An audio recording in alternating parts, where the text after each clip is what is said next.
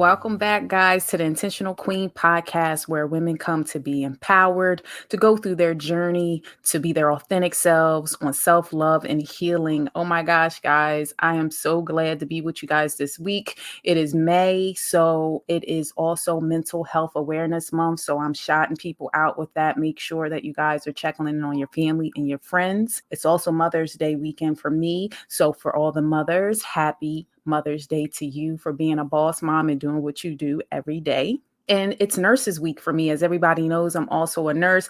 I've been a nurse for 20 years, y'all. I know y'all looking like, how that girl end up being a nurse for 20 years. But yes, your girl's been a nurse for 20 years out there in the streets. So I'll talk more about that. But I really wanted to get those quick announcements before we jump into our normal stuff. I want you guys to continue to do the Instagram snapshots. I love it. And start letting me know what's the best part of what y'all are learning, because I love engaging with you guys on social media and I appreciate all the love and support.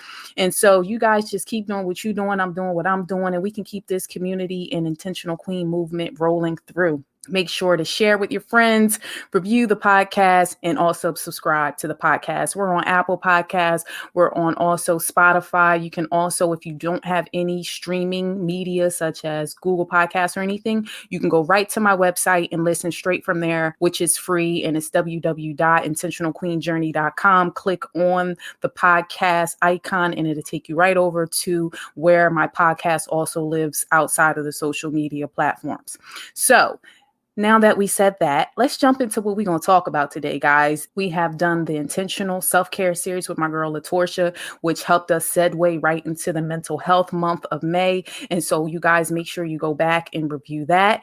And we did Vania Swain. We also did My Brother with the Eagle Soaring series. We did Vania talking about healing. And I just did 2 interviews these last couple of weeks with some bomb queens that are going to come and really get us right in some other ways. So I'm so excited about that. So make sure you guys stay tuned as far as staying engaged in the podcast, because I got some more interesting topics that you guys asked about. And I found some people who was definitely hitting us with those wisdom nuggets. So I hope that you guys are continuing to be blessed by the message, because everything that I put through, I am putting through by grace of God and just sharing things that I've learned along the way that are helping me, because I truly believe in iron sharpens iron. And so the only way to do that is to keep engaging with other people who are doing their best so we can just help empower each other. So shout out to you guys. So order, steps, and vision. That's what I really wanted to dig in today. I'm going to leave you with this quote called "Eat on the level of your vision." I did a few Instagram posts lately, and it was about my vision. And I talked about Habakkuk. I know I'm jacking that name all up in the Bible, so forgive me early. Chapter 2, verse 2 through 3, which talks about making your vision plain and writing it down and marinating on that. So when I put that post out, it actually triggered a lot of people where they were like, maybe I need to start doing my vision board and all this stuff. And I feel like if you can start ordering your steps and really figuring out what it is that you want, so you can start going out there and getting it, you'll be surprised how God just start opening up doors and opportunities. Because like I said, without me having my ordered steps or me making a vision, the podcast wouldn't even have been birthed. So I just want you guys to make sure that you listen to the end, share some tips, and let me know, and stay engaged with me on Instagram at Intentional Queen Journey. The first thing I wanted to dive into was Mental Health Awareness Month is this month, and the upcoming interviews I had, we got some people speaking about faith. We're talking about grief. We're talking about hope. We're talking about so much. But being in the healthcare field, I realized through COVID-19, with us going out and being on the front lines, and I'm talking about all healthcare workers, whether you was driving trucks, whether you was delivering things, whether you was in there with the patients at the bedside, like shout out to all those people who really put their lives on the line to support other people. But think about the people who were on the front lines doing those things. There was some mental health that wasn't really addressed during that time, because we did have our own fears and worries of leaving our own family to go out and take care of sick people that we knew was a deadly disease. Thank God for the vaccine. Thank God for the people who stepped out on those front lines to put their lives on the line to support people. But the thing is, now is the time for those people to go ahead and get their own help, whether that be counseling, whether that was journaling, whether that's working out, whatever that self-care looks like to you. Make sure that you are definitely taking care of yourself, because You're no good to anybody if you're pouring from an empty cup. I'm just truly a believer in that. And I feel like we got to do our own work. And you really got to marinate on your thoughts, because your thoughts start to trigger what you're going to do as far as actions. And this is all about ordered steps. So therefore, what are you thinking? So therefore, we can talk about what you're doing. LaTorsha P came through on a self-care series, as I already said, but that's a nice way for you to get started on figuring out how you can do some self-care things. And I also talk about in my episode on As an Intentional Queen Think Of, and also on Thanksgiving and Purpose, about how you can start cultivating your vision and dreams and how you can start working on that. So this one here is talking about tips that now you know what you want to do, girl, and now we can get out there in the streets and do it.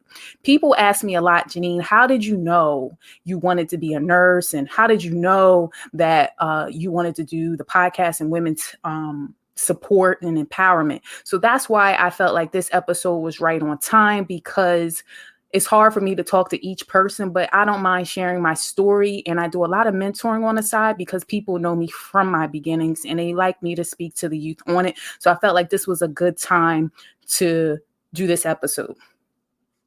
So now that we talked about mental health awareness and some things you can definitely do, I want to talk about in the Bible, John chapter 16:21.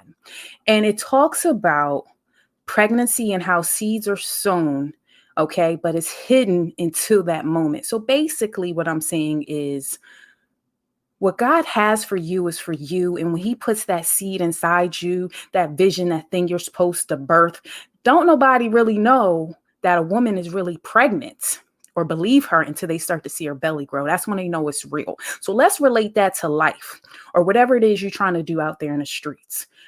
You know inside you got something, a seed, and you birthing it, but you don't know if other people know that you getting ready to do this until they look at your belly, or till they see your actions, or till they see your success, or they see you living your dreams. That's when they start believing and getting on the train like, oh, it's really real out here in the streets. Because sometimes you can't tell people early when you're developing your dream or developing your vision or developing what you're trying to do out there in the streets, because people can come in and taint that, and then you skew off of what you were supposed to be doing, that God led you, that you're supposed to do. I got a good friend out here who's now working on her Reiki and doing all her self-healing and all that type of stuff, and I'm behind her like, girl, go get it. But if she says that to somebody else, they might be judging her and tainting what she wants to do. So always try to recognize your queen tribe and who's going to motivate you on what you're doing. I believe in being a supporter of whatever it is you want to do. And so if that's what you think you need to do, baby girl, do that darn thing and do it with all your might. So when I stepped out doing the podcast, I was like, I'm not going to half step when I do this. So like, I'm in courses and stuff. I was talking to a couple of family members. They're like, what? I was like, yeah, I didn't went out and bought some courses. I'm up here getting some new software and, trying to figure out, is my mic right? Is my stuff right? And I am morphing every day within it, because when you listen back to my previous episodes, it sounded real to me, because I'm a perfectionist. Sometimes it didn't sound as great quality that I wanted to give, but sometimes you just got to start. And so this is why I'm digging in with John 16:21, because things that are hidden within you, sometimes you have to wait until they come to fruition for others to be on board. But don't be discouraged when you're the only one that's walking out your vision, when you know that's what you're supposed to do. That's why I say you got to eat on the level of your vision. Sit on that one more time. Eat on the level of your vision, but don't be concerned when people ain't on board, at least at first, until they see you pregnant with that vision. Okay. But that don't mean the vision ain't supposed to be done. It don't mean that God didn't already implant you. Okay. Whew. I get a little emotional here because I'm going to shed some light about, I am a mom as well, but my birthing story. So I remember, when me and my ex-husband, we were trying to conceive. Like I said, I work in anesthesia, and I remember the specific day. I used to work 24-hour shifts on call, and I was in the middle of the night. I was called to a code blue. A code blue is when somebody's dying, they down, you got to go put a breathing tube. They're doing chest compressions, X, Y, and Z. I was running to the emergency, and I remember I was putting a breathing tube in the patient, and there was a respiratory therapist sitting on the side of me. And this was not an emergency where things were bloody and it was a trauma, and it was all this blood on the floor. And the scrubs color that I used to wear back then were blue. And so guess whose blood's on the floor? Mine. And all I could think in my head, and now the respiratory therapist looking at me, I'm looking at them. They like, you okay? And I'm like, well, this is not my period. This is something more, because me and my ex-husband, we were so excited that we were pregnant. I'm like, how am I going to call him? This is like in the middle of the night, like 3 a.m. Okay. Don't judge me. So I went up to my call room, got new scrubs, Google, this is what I'm talking about. Don't judge me. And then cleaned myself up, prayed for about an hour. And I was like, God, did I lose this baby? Did I lose this baby? Oh my God. Like I'm just really stressed out. So I wait. My ex-husband used to work early, so I did not want to disrupt his sleep. So I waited till about 6 a.m. I normally get off at 7 a.m. and the doctor's office opened up at 6:30. So I called him at 6 a.m. I said, hey, something's not right. I think I lost the baby. So now he's like nervous. He like, well, you seem a little, anxious. Like, what are we supposed to do? Because he wasn't in healthcare. So he kind of used to just take my lead. And so I was like, well, I'm going to call the doctor at 6:30. I'm going to go and get seen and see what's going on, because I think I lost the baby. And so I was already in my head feeling like I lost the baby, but I had this strong urge in my belly. Like God was like, nah, he not dead. He not dead. And so I went with all my, information, but I also came with proof of what was happening, without getting too graphic. And I went to the doctor's office. It wasn't my normal doctor that was there. It was someone else.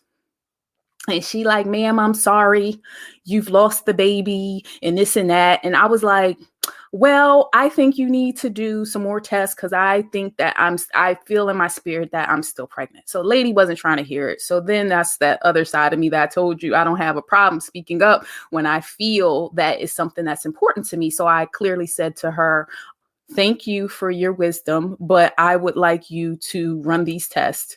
And if those tests show up that I am not, then I'm fine with accepting that I do not, that I miscarry. But until then, I want these tests. So they set up the ultrasound, they do all this stuff, and Lord and behold, we do the ultrasound and I'm pregnant, still pregnant. And then I had to go through all this blood work to make sure that my levels stayed the same, to show that the pregnancy was still a good pregnancy. And it is. And I have a son and he's 5. So the point that I'm saying is nobody wanted to believe me that I was pregnant, including the doctor. But when you know what you know, you need to do what you need to do. So my whole thing is I would have been in an uproar and upset for nothing, but yet here I am still birthing this baby, and it came to fruition. And not to mention, without even getting deep into my full pregnancy journey, my pregnancy itself was really rough for my outside environment, that I was so timid and thinking I was going to lose him again.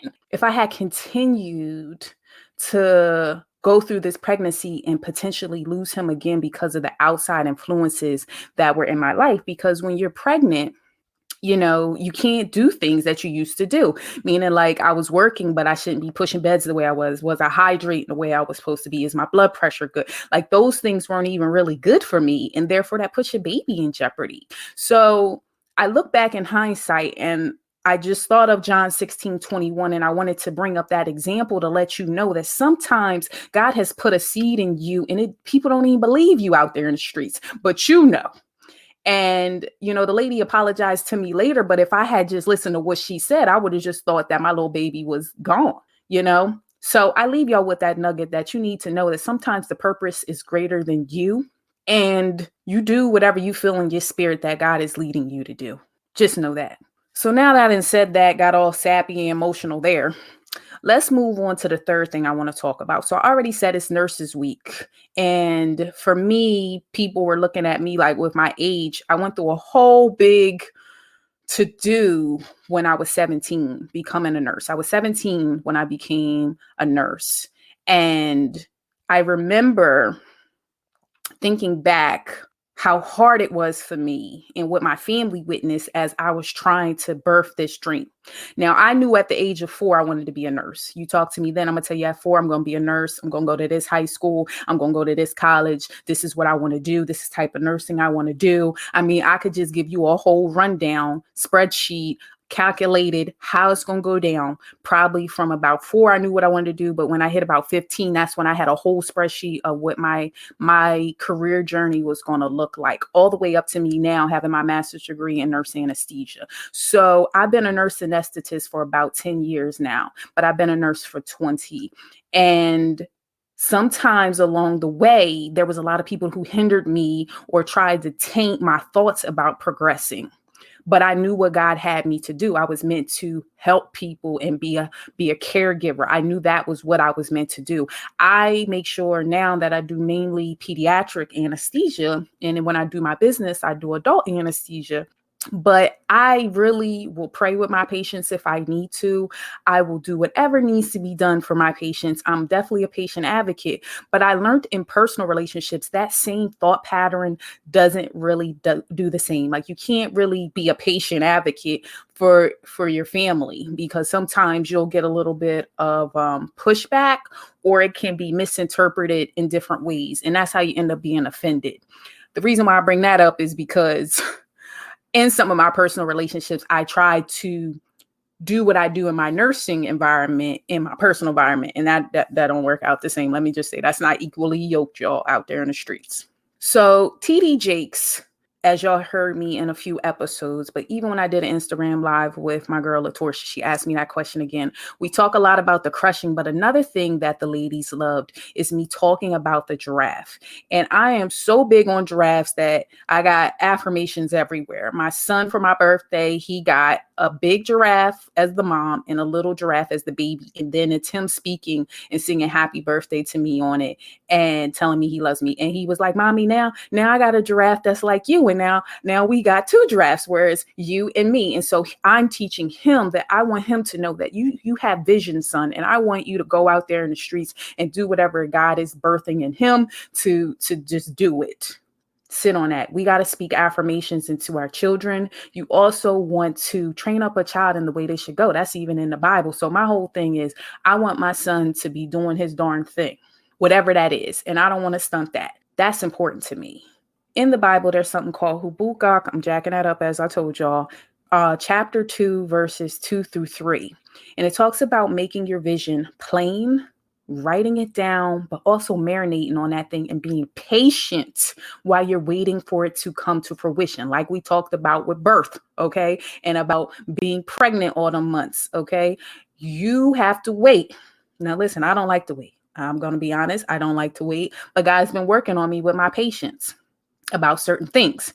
And truthfully, by him making me wait, now I'm looking at him like, high five, God, 2 snaps, God, because if I had did what I wanted to do in those moments, I would have been a hot mess. And him telling me no, or denying me with that stiff wall, or shutting off relationships, or shutting down jobs, or shifting me over here, or saying you need to do this instead of that, it's out here saving me. I believe Matthew 6:33 is so key, because you got to seek God in everything. That's why I was deciding what I was going to speak on this message, because I want to give people what they want, but I also want to be a vessel for God as well, and what he want me to say. Because being on this mic is very hard sometimes for me, because being transparent and being vulnerable is not always a happy and safe place, because you're going to always have some people who are going to criticize you later in the streets, or come for you later in the streets, or whatever. And so sometimes it's hard to be out there, because you don't know what you're going to get back. But I will tell you that God is a protector, and therefore I pray over Psalms 91 for that power of protection, that he is going to go ahead and handle the thing. And he has shown up every time. And so I am a believer of, you need to get the word down in your spirit, because when you are out there doing the order steps, God will meet you where you at. So people said, Janine, where did the TD Jakes giraffe thing come from? He talks about, 1, eat on the level of your vision, but he also says you can't explain to a turtle a giraffe vision. A giraffe has a very long neck, okay?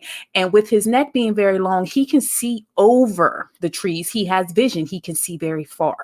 And a turtle is on a lower perspective. They're not better, or, you know what I mean? I don't want you to think one animal is better than the other, but the viewpoint, the vantage point, the turtle is on a lower vantage point. So it might not be able to see as far as the turtle can go.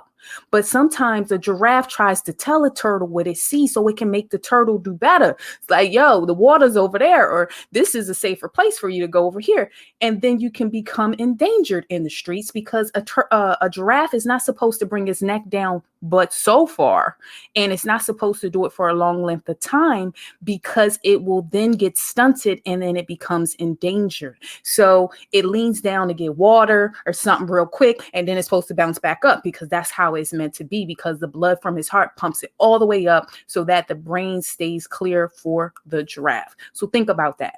Make sure you know what you see, but also recognize when you're speaking to certain people about that vision or that seed God put in you, make sure you know what type person you talking to. Is you talking to another giraffe in the streets, or are you talking to a turtle? And if you talking to a turtle, you need to understand when they don't understand what you talking about, you are just wasting your breath because they don't understand what you talking about. They don't understand your perspective. It's not that they think your perspective is wrong. They don't understand it because they don't know. And so if they don't know, you just got to be like, I'm going to bless you on because you don't understand. And it's okay. I'm going to accept that you don't understand, but I'm going to keep walking this vision out that God didn't birth in me, that I'm supposed to walk this out. Think about that. So don't get stuck on when people don't want to ride and die with you during your vision. They might not even understand what God didn't birth in you because he gave it to you. The book that TD Jakes has is called Instinct. Okay. And I'll make sure that I'll put that in the show notes. So my personal story about Nurses Week, as I said, I've been a nurse 20 years, and starting out at 17, it was so hard because most of my friends when I was in high school, like they out there living their best life, partying it up. Nah, Janine out here in nursing school, going to clinicals, doing all this stuff. And then I wanted to be valedictorian. Yes, your girl did. And I did succumb to that and high five me because that was hard work. But it was so much pressure because, you know, pressure makes diamonds. But when you in that thing, you don't believe it. I became valedictorian. I knew what I wanted to do as a nurse. And at 19, I went on, got the other degree. And then I think around 21, I got another degree. And then I went on closer to my late 20s. I went on and got my master's degree. But when I started moving on, probably in my mid to late 20s, there would be people who wanted me to come back and speak to the youth. And that's how me and my brother started really mentoring. And we kind of collaborated on some things. But I more so got involved with like a nursing sorority. And I was helping nursing students who needed a mentor, or people would seek me out. I just had a mentor, shout out Cece. She's getting ready to graduate from high school and she wants to be a nurse anesthetist. So I just helped her with her capstone project. So she's graduating in the next couple of weeks. So like, I really believe in giving back. I had a student probably about 6 years ago, an anesthesia student, and I had trained him 2 years prior to that. But when he was graduating, he remembered me from 2 years prior. And he was like, listen, I'm putting you in for a teaching award because you helped me to get to where I am today. And I got emotional because I was like, listen, you remember me? How many people out here training you? And he was like, because you really take interest in the students and wanting them to succeed. And the reason why I'm bringing this up on the podcast is because God birthed that in me a long time, that you're meant to mentor and teach people. And so I get excited teaching people things. And I also get excited coming on a podcast to teach you things, because that's another way that God showed me, Janine, you're supposed to be teaching. And I'm just trying to do and be a vessel. How can you make a vision board? People's like, what? Like a vision board? Are you going to be buying magazines and cutting and pasting? Nah, like technology is so much better now. You can go on canva.com, canva.com, and you can do free whatever. It's a good graphic website. If you're a little nervous about how to do things, you can go on YouTube, look up Canva vision board or stuff like that, and it can show you ways to kind of do things, because YouTube is my friend, y'all. What I did is I thought about things I wanted to be. So for instance, I got a picture of an eagle on there. I know what that means for me. I got a picture of some other things that I want to do with the podcast. It's different pictures. And then I started writing, okay, I want these many interviews. I want this many this. And I got the pictures all over, made it all pretty. And then you can download the picture and put it as a screensaver on your phone or screensaver on your laptop, because you need to see your vision so you can keep those steps going in your head of where you're trying to go. So when you maneuvering out there in the streets, you know, if that opportunity comes up and it don't align with your vision, then that's probably something you're not supposed to do. You probably need to do the one that's going to align with your vision. It helps you stay on track. You need like a map.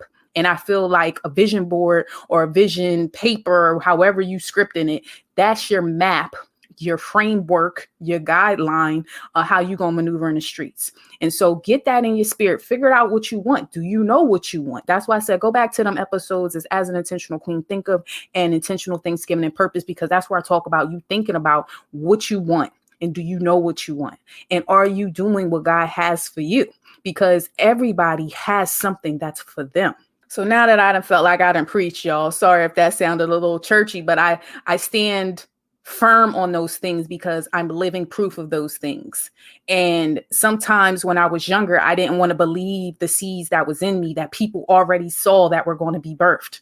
And I was just like, nah, I'm not trying to be a nerd in school. I mean, in high school, listen, I was 17. I was like, nah, like I'm smart, but I don't want to be known as the geek. I gotta be cute. So I struggled with trying to find a balance, but the reality is, like, my classmates was like, you're most highly to succeed. And they tagged me in that line anyway, even though I thought I was trying to be the cool person, so I call myself the cool nerd. But it is what it is. And so I had to own it. And so when I'm working at certain institutions and people are like, you're meant to be there and pray for them kids or pray for them family members or do whatever. That's what God wants you to do. You're meant to do what you're supposed to do. So like I said, he birthed it in me at 4, that this is what you're supposed to do. And so just start thinking about what God has birthed in you, and don't worry about what they say in the streets as if they know what God say, because you're a giraffe out there in the streets. And so don't get entangled into a turtle. And next thing you know, you're endangered out there. Don't do it. So we're going to close out. I want to thank you guys because you guys have been great. I appreciate all the listeners. Like I'm telling you, I went and looked at my numbers. I said, oh, y'all out there listening and sharing. And I appreciate it. Thank you. Thank you. Thank you. Continue to level up your IQ to a better you. I want you guys to let me know what's the best part. Like, did you learn something from what I'm saying? Because my goal is, if I like teaching, I want to know feedback of, is this a good message? Did you catch that? Was that good? Do you want to know more? You want me to elaborate on something? Let me know. And if you don't want to do it through Instagram, I know some people are very personal and private. So, you can always email me if you want at intentionalqueenjourney@gmail.com, or slide in my DM and just let me know. It doesn't have to always be on social media out for the open, but I just want to make sure that the message is impacting people. I'm trying to inspire for impact. Share, review, and snapshot on Instagram that you're listening to it, because you know what? That definitely helps the reach go further, and it shows people that we out there doing the darn thing. And I like to make sure that I'm shouting y'all out. So when you do snapshot, you need to know I put it up on my story. So if you on there, you on my stories. Refer to the show notes, because that's where I'll go ahead and put the references of the things that I said. I'll put up about the book Instinct, because people kept asking me, where am I getting that information? So I had that there. There's a YouTube video that I have that I had noticed on TD Jakes talking about the giraffe vision and the turtle. And so I'm going to have that on there so you can click on it. And then also some of that stuff about making your vision plain in the Canva stuff that came from a motivational video from Steve Harvey, because he's had a rough road, even through comedy and all that stuff. And now he's a motivational speaker. So my thing is, I get my inspiration from other people, and I just like to share the words that have been invested in me. So until next time, guys, in 2 weeks, I would love to make sure that I hear from you guys. And bye-bye. Have a good week.